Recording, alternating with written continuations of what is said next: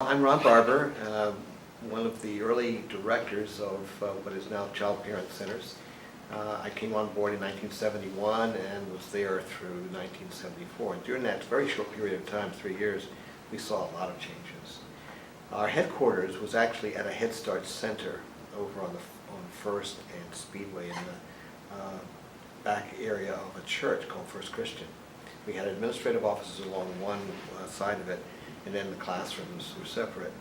And since we had the administrative offices on site with the Head Start Center, you couldn't escape being involved with the kids, which was really what I was all about, wanting to make sure that I had contact with the kids and the teachers.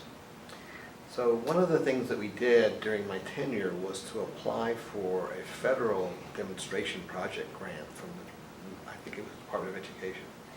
The whole idea, and this was in 1973, maybe 72, was to see what it would take to have kids with disabilities be part of the regular school or preschool. The whole idea was an early stage of this development, this concept that if we had children with disabilities alongside typical kids, that both would learn, because the kids with disabilities would learn from their peers, age peers, and all of that. And that's exactly what happened. I'll never forget one scene. It's stuck in my memory all these years. We had the grant in place, and so we were beginning to bring in kids with physical disabilities and intellectual disabilities. And we had one little girl who, I don't know what happened to her arm, but her arm was amputated up to just above the elbow. And I was observing from my office, which would look right out on the playground.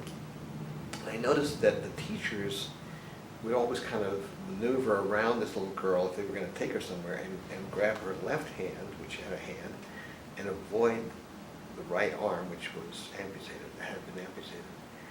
And I thought, oh, okay, they're still nervous or anxious about it. And then I saw two kids come up. One grabbed the left hand and the other grabbed what was left of the right arm, and off they went to play. And I thought, that's what this is all about. The notion that we can get past the fear of the unknown when we actually come in contact with it. And for kids with disabilities, that's crucial. The early days of the Head Start program, when I joined it, it was just a one county program. We had several sites around Pima County. And we were under the Committee for Economic Opportunity, which was the Southern Arizona branch, if you will, of the War on Poverty, which was established by President Johnson, LBJ. That was launched in the mid to late 60s, and it involved all kinds of poverty prevention and intervention programs. And Head Start was really sort of the crown of the whole thing, because it was getting to help families who were of limited means and their children. The other thing that it did was that the requirement was that 50% of the board of directors of the Head Start program had to be made up of parents who were in the program.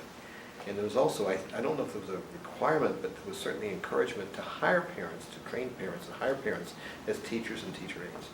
And so as I saw the parents who previously had been pretty much disenfranchised, marginalized by their poverty or where they lived, becoming leaders, chairing boards, setting up committees, working through issues with us as staff, running the organization, basically. And I learned so much from those parents because, it's important that the people who are affected by decisions are actually involved in making the decisions. And I think Head Start really opened my eyes to the great richness and wealth that could bring to any organization.